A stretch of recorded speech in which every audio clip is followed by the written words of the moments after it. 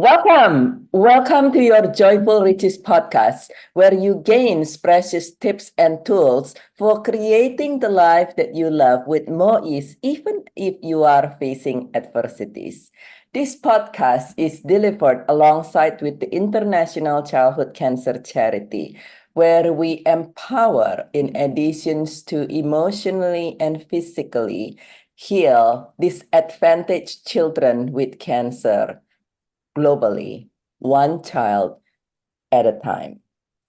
And for today, we are very honored and very thrilled to have Dr. Shri with us. Dr. Shri, welcome very much for sharing your time with us today. Would you care to share with our audience what is it that you do? Thank you so much, Dr. Tan, for having me here on your platform. It's really an honor and a privilege. And I'm currently a practitioner of health coaching. So I am a health coach looking at from an integrative lens. And my underlying modality is Ayurveda, which is an ancient Indian medicine system. And currently, there are two areas of focus for me. One is helping women with fertility and preconception support work. And the other is a body-based emotional and mental health program. Oh, wow. A fertility work and a body-based emotional and mental health program, which is kind of make it a little in here. Sometimes people like, oh, it's a mental health. So they focus so much up here, which go to your therapist. And even when they do treatment or medication, so to say, it's all focused on, all right, and can we pump your body to have more dopamine or steroids? It's all up here solely, so to say. So that is a very interesting approach. I would say it's kind of makes sense because we're all connected. So which is also not the most common things everybody do. What brings you to this? Is it something like you grow up and say, that just sounds so really cool there, or some kind of unique occupations like that? Or is it a journey that brings you there? Oh, yes, absolutely. It's been a very long journey. I've been in the health area for about more than 15 years at this point. I have a PhD in health social work. And so I've really spent years in health settings through hospitals, nonprofit organizations, and in research centers. And so really there was an accumulation of observations in health. And for the longest time, I worked in the area of reproductive health and in HIV. So all of this, there was a persistent theme of mental and emotional decline as a comorbidity. And that's something I observed throughout the years. And so that's a big part of this journey. It's just my observations being in the health area for the longest time. And the other thing is that at some point in my early 30s, I faced a major health crisis myself. And so I had the opportunity to observe a lot of the lack of integration in healthcare at the systemic level, but also the personal conversations that I was having with physicians. And one of the things that stood out to me was the denial of stress as a precursor to or as a comorbidity with physical illness. And that really stood out to me. And I realized that, well, stress certainly has, and it's correlated. We cannot just look at the individual without looking at their whole system, their mental, everything that's affecting them. So we cannot just look at the person as ready to be given medication, although that definitely has its place, and that's the first place our first interaction when we have a problem. But I think if we worked with more integrative approaches in addition to mainstream medicine, that's where we can really up-level how we experience health as a society, as a community. I love that. It is It absolutely makes sense because we are connected, it's not like you are ahead, so to say. Yes, what you can lose certain part of your body. Hopefully that doesn't happen to anybody, but you can lose certain part of your body, but at the same time, it's in medicines, even in allopathic medicines, we have this thing called phantom pain, for instance. And you might not, or even like phantom limbs or something. And what is that? It's like even if it's something happen in on one hand, the other hand feeling it. Well, if things are not connected, how is that happening?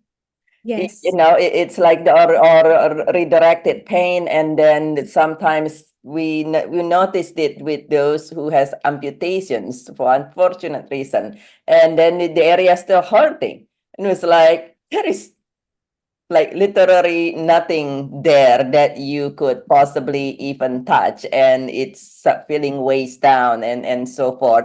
And that is like it's like and so whatever you want to call it. Some people say, oh, the soul is still there. Whatever you want to call it, it's connected, and it's and so it is something that is so connected. And I love that. It is very interesting that you say stress is often a precursor to a physical illness. Being a grief specialist, I hear what you say. It's because it's very interesting. In the Europe, it's a little bit more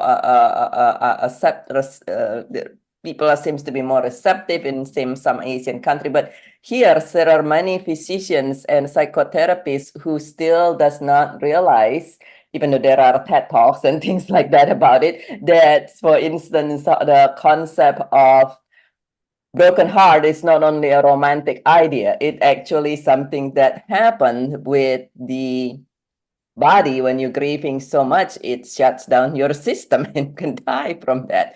And so that and so with what you have identified, what you have learned and so forth, what are some of the things you mentioned? The common theme of many people don't realize stress can be a precursor of physical illness.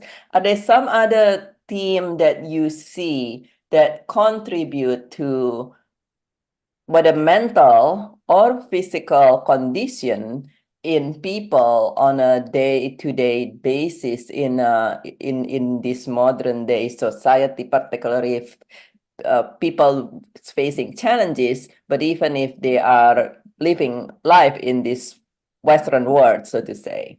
Yeah. So here's the way I like to think about it, that as a society, if we want to be mentally strong and we want to have mentally strong children, and there are many different definitions of what that would look like for different people, we need to have a lifestyle that is, or lifestyle is a word that gets confused with all kinds of things. But let's put it simply that the way we live and the way we exercise our routines, it should contribute to enhancing our mental health.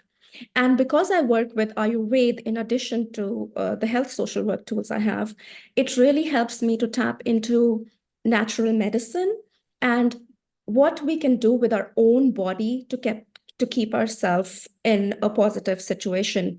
So, for example, the right type of breath work can be very helpful. Eating the right types of foods can be very helpful for maintaining good mental and emotional health.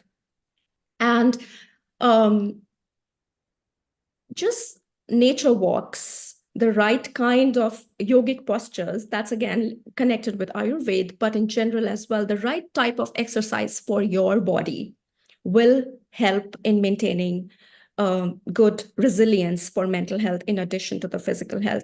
So I think like we can do a lot of these things with the basic understanding of like accepting mental health um, decline or like lack of mental health, unease in mental health as a very ordinary thing.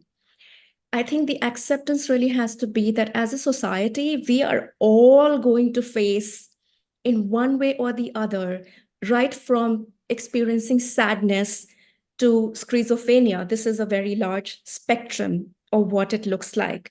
But we are all going to, it's a human experience, it's part of living.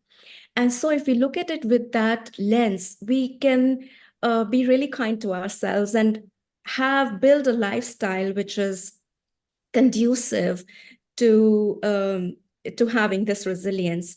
And even when we do all of those things, life always throws us a curveball, and there's a storm in the life.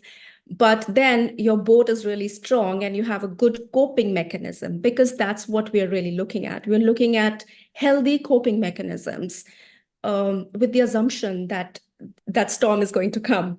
So when we look at that, so that's a really big piece of what we can do in everyday life to understand. The other thing is that, as general knowledge, I think it's nice to just understand the nature of the mind itself, because the mind is not, first, it's not the brain. The brain is a physical structure that the mind actually signals through, and there are all kinds of processes in the body that the brain uses, but the brain is a physical structure. The mind is more broader awareness, and we are all interconnected through that awareness. So right now that we are communicating and we are talking, there is a certain awareness flowing between us, and that's really the mind. So it's very important to understand what the mind is and what the nature of the mind is. Another example is that the mind is it's subtle. We can't see it, right? And we can sit in one place and really think about 20 different things while still focusing on the television. So that's the nature of the mind. And when we understand very objectively, just as a reader, not as the experiencer of our body, but just as a reader, as a watcher, when we can have that objectivity, we can apply that to ourselves as well. And then we become like, okay, my mind is saying this, but is this really true? We don't have to believe everything that our mind tells us, especially when we know that there is especially when we know that we are not at our right best right now, we are experiencing maybe some level of anxiety or depression. So I think that listening to every negative story is not a good idea. Just having that like basic idea of what the mind really is, I think that's very helpful. And then in like, this is separate. So now we come to the body. Uh, because I work with Ayurveda, like I actually am able to use these modalities for the specific individual and their needs. So it's a program that's literally built around the individual. And I call it a program because it takes some time to like really see the results. But it's something that's built around the individual. And it keeps the physical constitution of the individual and also their mental constitution and the way they think and perceive things. And then there is the some of the social context that comes in and their personal life experiences. So using all of that, then it actually becomes possible for me to use Ayurvedic modalities like oils and herbs and the right kind of food. And then you can see the improvement over a period of time. I love how you say explains all those wonderfully. It is very very true that there are certain things and your mind can influence you, and like you said, you don't have to believe everything that you think. And it is very interesting. You know how it's interesting how, like you said, if you already feeling depressed, you don't have to be focusing on all these things that make you even more depressed. And sometimes it is a human things where I see a lot of, because we kind of like something going on and then we just like keep going and getting drawn more into that. This is something, being a grief coach, this is something that happened with a lot of clients. They are said something happened and then they start listening to every podcast and reading everything about grief, and then they feel worse. And she's like, oh my God, I feel horrible. I'm like, okay, what happened? Oh, I was just listening to this podcast and this is so sad. And I was reading about bad news and that is so heartbreaking. I was like, oh my God, you are drowning. It's a figure, not literally, but metaphorically. You're drowning and then you keep dumping water on yourself. That's just like, but it is very interesting that you mentioned briefly about being an experiencer versus an observer. And I understand what you said, but for some of our audience, it might not make the most, they might not make the most sense. Yeah. Would you explain that? What do you mean with that? Or give an example. Yeah, absolutely. I think being an observer is more possible when we are not in the deep thicks of the decline. It becomes very hard to become an observer when one is way down the path of decline, both physically and mentally and emotionally. And so that's more like preventive work. And that's more an awareness generating work that I think we should be doing with ourselves. So that's really preventive. But when we are deep in the thick of things, that's not the time to try too hard to be an observer, because that's when you probably do need external support and help. And it's that's important. It's important to seek external support. And like I said before, it's really about understanding how the ordinariness of mental health issues. Like it can be there's such a huge spectrum of what the human experience. But the more important thing is to like make it really easy for ourselves to go out there and get the support and help we need, and to not give it any labels. There is no stigma. There should be like a lot of destigmatization around reaching out for. There are so many reasons why people need this support. And what I would like to say is that we really should consider ourselves really precious, really valuable, and go out there and get the help we deserve and need. And that is really is an important thing. Many times people say, well, you know what, I'm usually very strong or this or that, and I'm gonna keep trying and trying. And it's like, okay, well, you might be, if you use an analogy, you might be a very strong swimmer. Let's just say we're kind of swimming in this, right?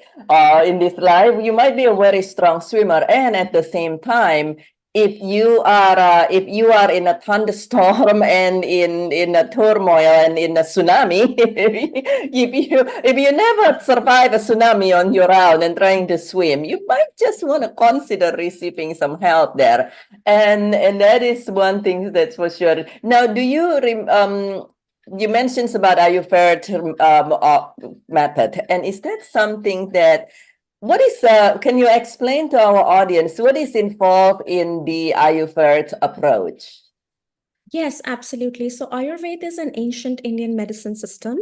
And the whole concept, the philosophy is that the elements of nature that exist outside, air, ether, fire, water, earth, these are the five big elements that exist in nature.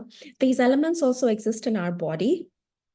And then the way they exist in our body is something that in Ayurveda is called the dosha. And then there are three different types of main energy principles in Ayurveda: the kapha, vata, and pitta. And these exist in our bodies. And so the Ayurvedic a practitioner will be looking at the balance or the imbalance of these elements within our body, and then deciding what kind of support or treatment the individual needs.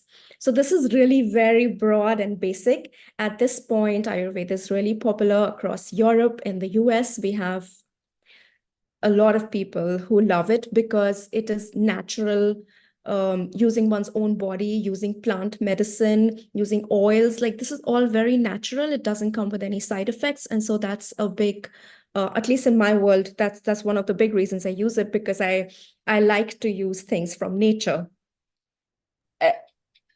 And that is something that I would say well, we very definitely knowing that in Western medicines there are definitely certain medications are absolutely necessary, and at the same time, it is something that can a lot of time carry side effect with that. And so being able to have something that, particularly if it is for maintenance of our health, to be able to use something that is less side effect is definitely an important thing. Now, and so you mentioned it's using your body. So I'm going to ask some things that many times people want to know, including myself. So what are some suggestions from the Ayurveda approach on being able to stay younger better? Younger. Younger. So yeah, this society is very charmed with the youth, and there is a lot of wisdom that comes with getting older. And I love myself at this point for having that experience. So let me think, what is it? I think one of the things is really food. Food.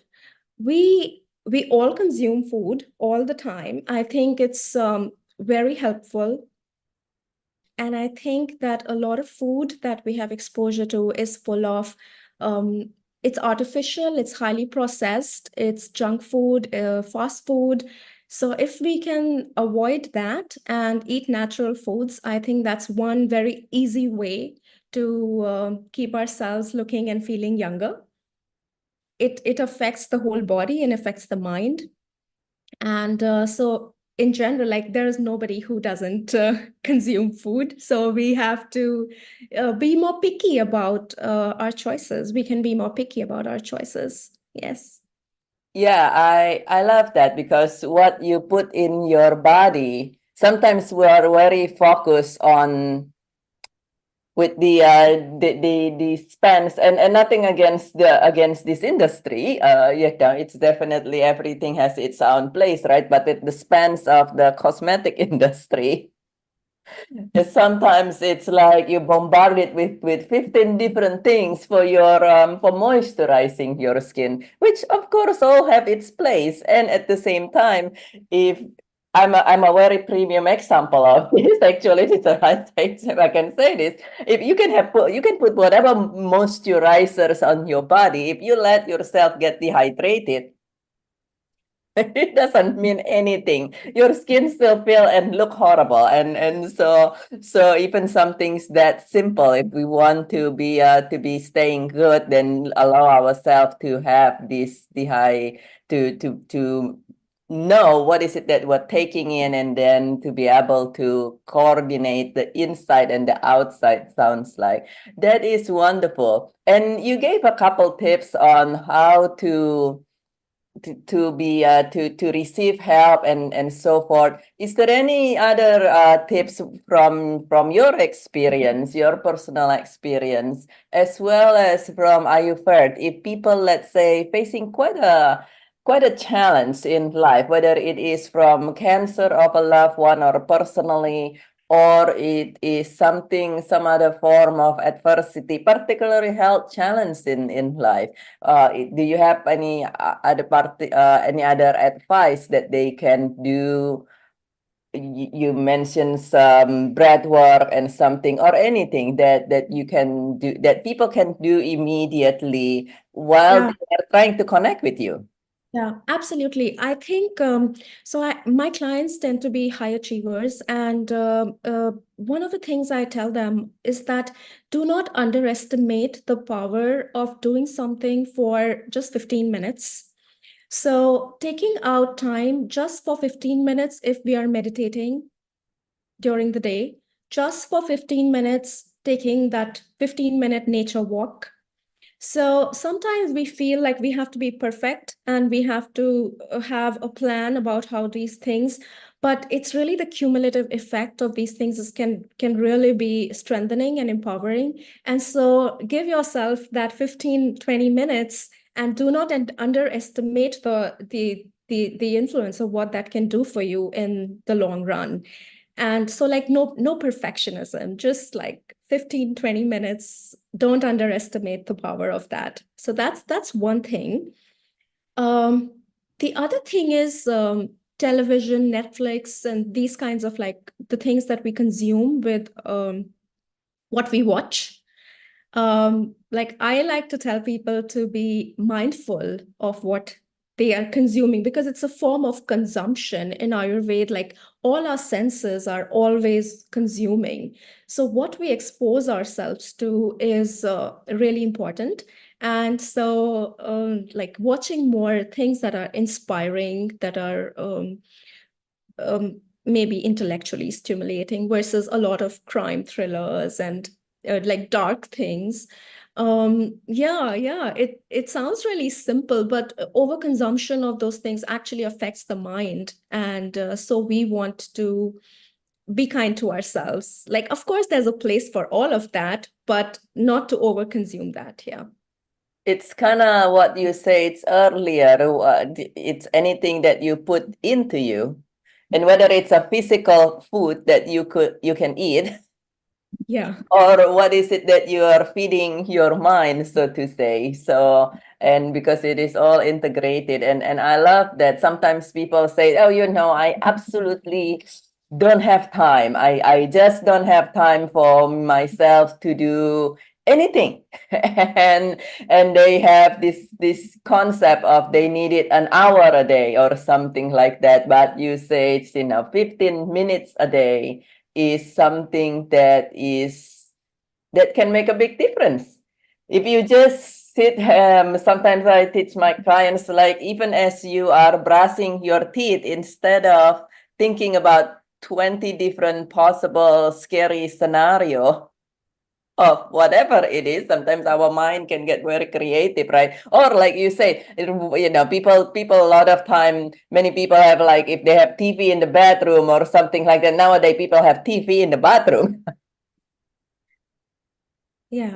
You're like, okay, you're listening to constantly negative news while you're brushing your teeth and washing your face. And no wonder we're all depressed. Just but there is a place for everything. But sometimes if we feeding those, bombarding ourselves with that all day, that can be a little bit scary. And on the result, it's a wonderful information. So how do if people want to learn more about what you do and want to be able to work with you in creating even more vibrant health, how do people connect with you? Yeah. So my Instagram is Viva by Shri. That's my Instagram handle. And then my website is viva by Shri .cohere.live. That's my website. And yes, I also have a professional email. So one can reach out to me at vivabyshri@gmail.com. Beautiful, beautiful. So please connect with Dr. Sri, because as you see, this is full of wisdom, and it is always wonderful when we're able to approach our health and maintain it and improve it in much more natural way with no side effect whatsoever. And it's an integrative way. And so as we complete our conversations today, do you have any final message for our audience? Um, hmm.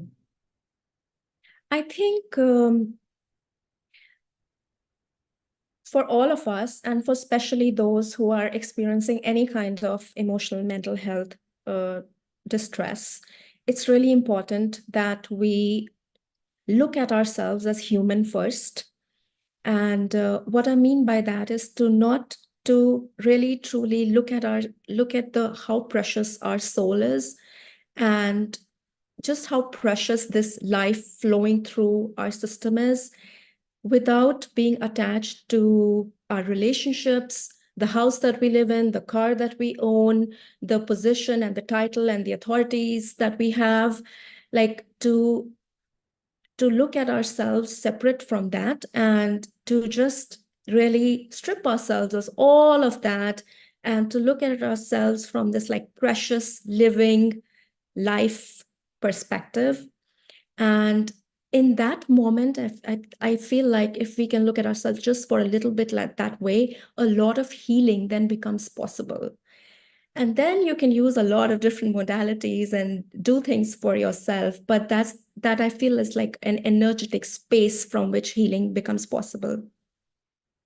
That is so beautiful. Look at ourselves as human first. How many times we forgot about us, focusing on all the things out there that everybody and everything says and try to load on us. But look at ourselves as human first. Thank you so much, Dr. Shri. That is such a beautiful, beautiful advice. And thank you for sharing your time with us today. And for our audience, our friend, thank you so much for joining us today. It's such a delight to have you with us. Please share one or two gold nuggets in the comment below so we can continue learning from each other. And please share these conversations with your friends and families, because we know they too want to be able to thrive and have a beautiful, wonderful life. And I thank you very, very much for joining us today. And this is Dr. Tan, with your grief specialist and founder of the International Childhood Cancer Charity. And I care about you very, very much. And I look forward to see